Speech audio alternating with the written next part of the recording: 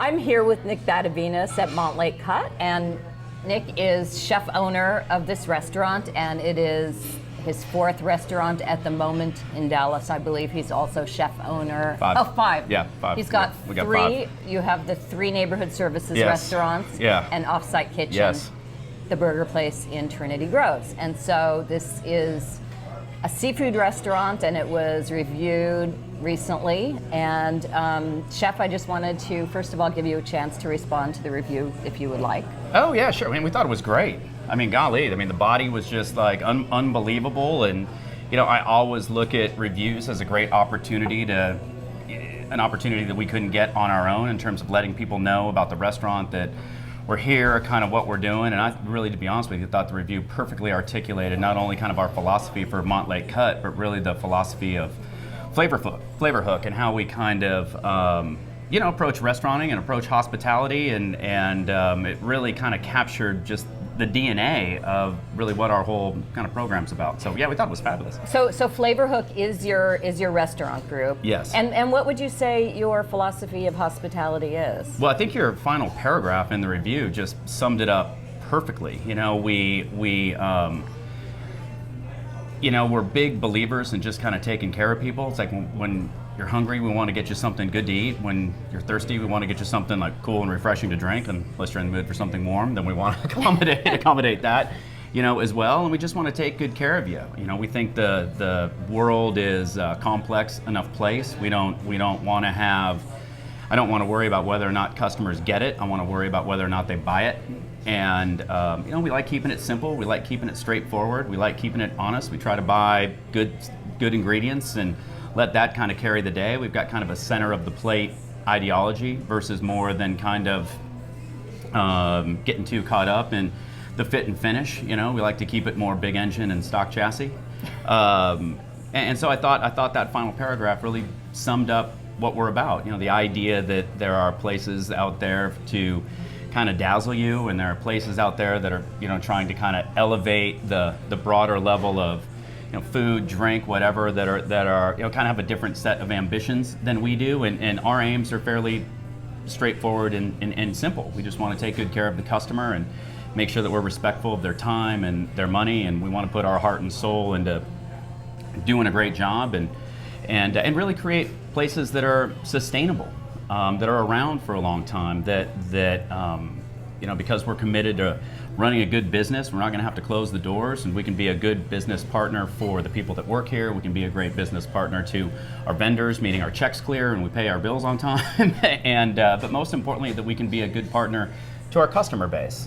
And we believe that in order to do that, you've got to kind of be committed to the idea of sustainability of profit. It's kind of all fun and games until you have to P&L, and it's anybody can do kind of great food if you're not governed by the general laws of business physics that you kind of got to pay for everything. Right. And that's not easy. I mean, that's not easy. And so we've got a approach, I think, that allows us to do that. We've got a pretty good win-loss record, and a lot of that is just because of that very simple, straightforward formula. So sometimes people, when I've talked about this restaurant, they'll say Montlake Cut. Like, what kind of a name is that? It's not a name that necessarily, that Dallasites necessarily Sure. recognize. Do you want to talk a little bit about how, what you're trying to bring to Dallas with this idea? Like, it's a place name. Sure. It refers to a waterway in Seattle. Yeah, right? it does. So what is that about for you? Yeah, thanks. Well, I've recognized after being in Dallas for 20 years that in the way this city has treated me, and it's really adopted me as one of its own. And this is my home now. I've got, but I have I have a professional relationship with Dallas. I've got an adult relationship with Dallas. It's like a lot of adult relationships. It has some built-in complexities to it, and I have a very different relationship with Seattle. It's a childlike relationship. It's an adolescent relationship. It's a collegiate relationship, and it's a young adult relationship. And my relationship with that city really stopped in 1995 when I left. And I've long recognized that I'm probably not going to get back home Like it's very hard to go home again, right? You can't go home again. And with this restaurant, I wanted to do that primarily for myself. I wanted to create an environment that articulated being home for me. It's kind of like the ferry schedule. It's like I opened a beer and took 5 hours and laid that out myself, and kind of with every little plastic letter going in there, and I was thinking about those times of those ferries. It was very transportive. I was back to being 11 years old and going over to Bainbridge Island to my aunt and uncle's little cabin on the beach, and where we dig for clams and get up in the morning and go salmon fishing with my Uncle Raj on his whaler, and it's where out on that water, really cold, is where I had my first little taste of coffee. I'll never forget it. And so there are lots of kind of life first that this place kind of brought back to me. I wanted to kind of create that spirit a little bit, and I've been wanting to do a seafood place for a long time.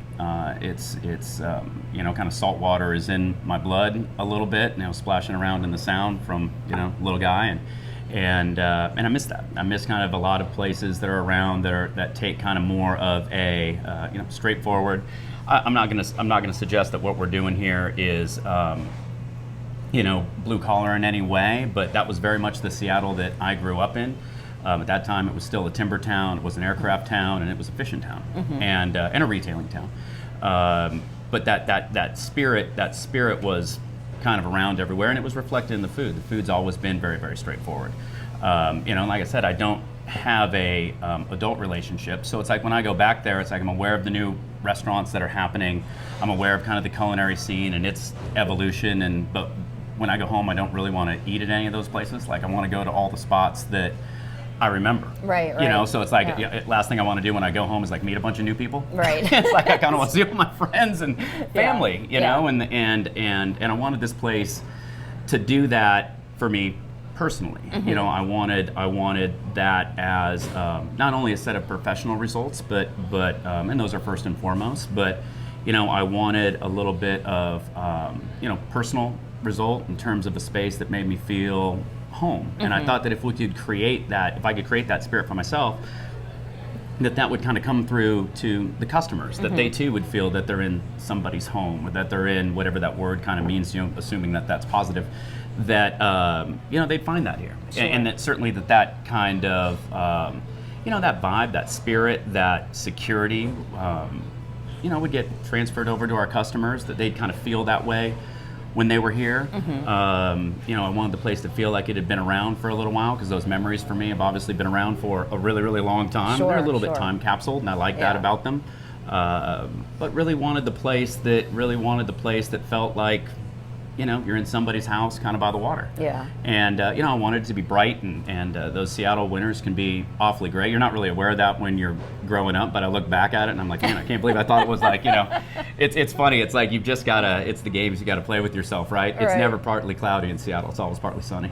Wow. Okay. That's optimistic. Yeah, totally. You just, if you don't do that, I guess you kind of drive yourself crazy. But and so I wanted the place to be about that atmospherically, and certainly in terms of the content, wanted it to be kind of representative of, kind of obviously coastal, but there's a little bit of kind of Pan-Asian influence in the menu, just a little bit. Obviously, growing up, going down to the International District was really fun, and very vibrant, and very active, and so it was real cool to go down and kind of immediately be in a different world. Well, and in the Pacific Northwest, there's so much Asian, culture. Oh, very much. Everywhere. Yeah, very much. And so, we got a little bit of that on there. Obviously, there's not much better than just grabbing an oyster off the beach and kind of popping it open, or, when you spend your summers kind of chasing salmon and Dungeness crab around. When you can, they're pretty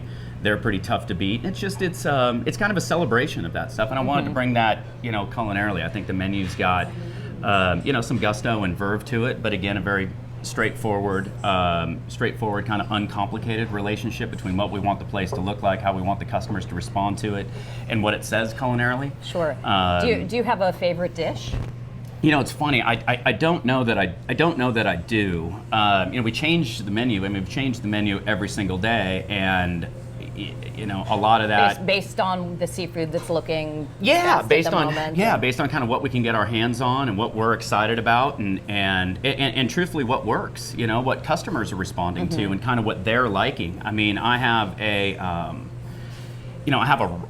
obviously a huge role. Every chef has a huge role in what you're going to offer, but you only own the restaurant until you open the doors. And once you open the doors, it's really owned by the customer base. And so, we're very responsive to, or try to be very responsive to what they're liking, what maybe they're not liking. We can be super excited about a dish, like we love it, maybe like 2 other people over the course of a week will really love it. But, Wait, do you have an example of that? Well, I can tell you a dish that we kind of put on in the fried rice. You mentioned it in the review, and that's something that we were kind of hunting around for a dish that was going to kind of be representative of that culture and of that culinary culture.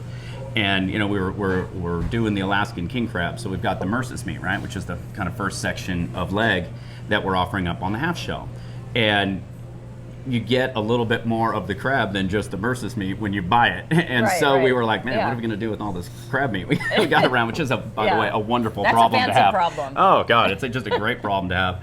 On the list of problems we could have, that's certainly a nice one. And, so we just started kind of messing around with that dish and threw it out kind of on a lark. We prepped it and we had some Calrose rice, which isn't necessarily the perfect rice for that dish, but it's kind of what we had. And, so we cooked it off, air dried it out, and kind of ran it that night. I think we sold like 16 orders and everybody was liking it.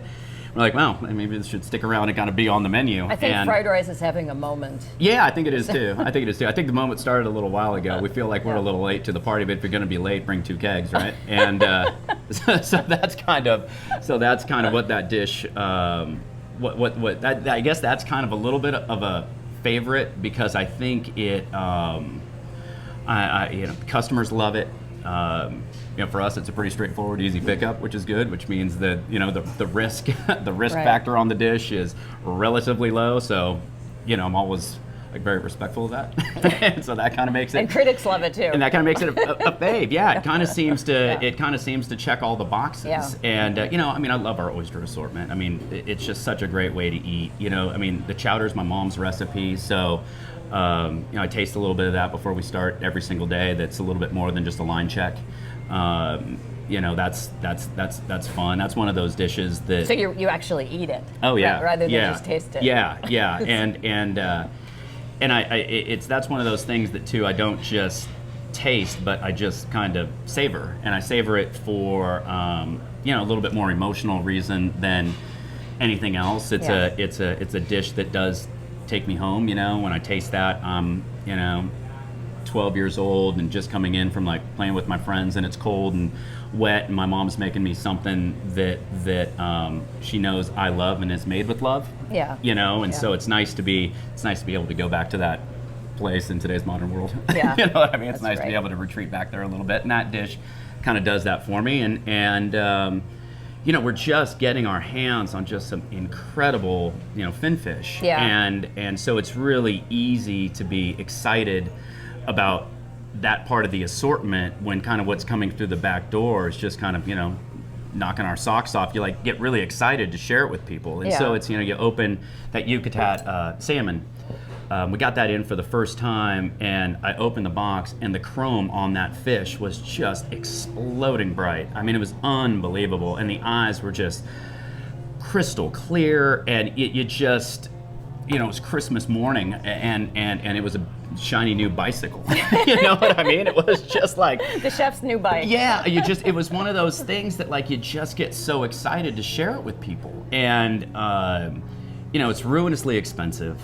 And so you've always got that in your mind a little bit when it's on the way down. You're like, wow, $25 a pound for a whole fish, huh? And you're doing the yield calculation in your head, and you're like, I don't know if we're going to be able to make any money with this, but let's go ahead. And it better be great. I think customers have that relationship all the time with things. They're like, okay, it seems expensive, it better be awesome. Yeah, it's special, and there's a story. And I'm going to do it, and I feel good about doing it because I know it's special, and you just kind of, you want to like it. And there are, sometimes that doesn't quite live up to kind of what you have it built in your mind, and you really can't connect the dots between, the value equation of, boy, I get this for this level of quality for this price, and I got those in for the first time. I was just like, man, we stole these. Like, what a deal.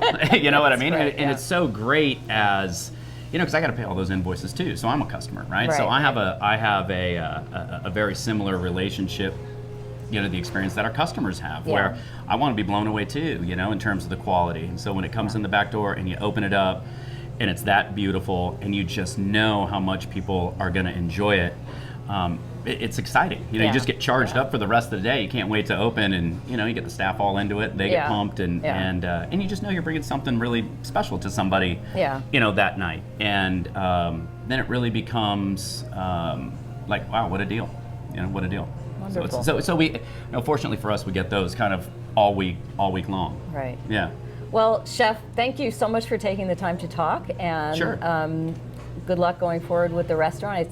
People seem to be loving it, and it always seems packed, and people look happy. And so, thanks for taking the time. Yeah, sure. Thanks for the review and giving the restaurant a chance, and coming in and checking it out, giving it a good thorough look, and I'll take the good luck wishes, because that certainly it's a hard business. Certainly need it. Yeah, it is a tough. It is a tough business, and it is a tough business. But it is one that allows you to share something really special with other human beings. Some some you meet, some you'll never really know, but you get an opportunity to have a shared experience with them. And probably one of the last face-to-face customer service businesses left, and we certainly are thankful for the opportunity to do that, and super thankful that people want to give the business a look and want to give the restaurant a look, and that people are coming back, and it's got a nice organic build to it, and we just feel great about it. We just feel great about it. So and on behalf of the whole staff, I think your review really summed that up very, very, very, very fairly, and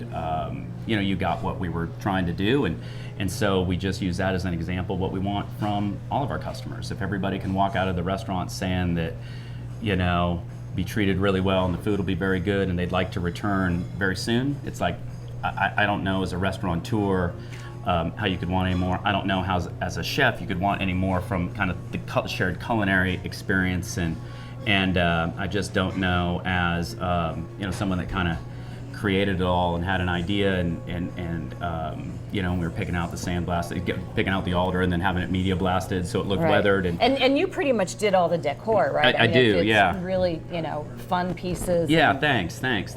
Yeah, it's I really enjoy that part of the process, the placemaking of putting a restaurant together is really fun. It's really fun. I wish it wasn't as expensive, but it is. It's really fun. I figure I can waste my money as good as anybody else can, and so nobody's going to yell at you. Yeah, totally. Yeah. Well, at the end of the day, it's like I know whose fault it is if it doesn't work, which is nice. It kind of cleans up the whole blame game. You know what I mean? Yeah. We can remove all of that, and I can have that conversation with myself in the mirror. But I just enjoy that part of it, and so just we couldn't want anything else. People saying those things about the restaurant are just. Really what we set out to do. So thank you for that. Oh, okay. Thank you, Chef. Yeah, you got it. Okay. You got it.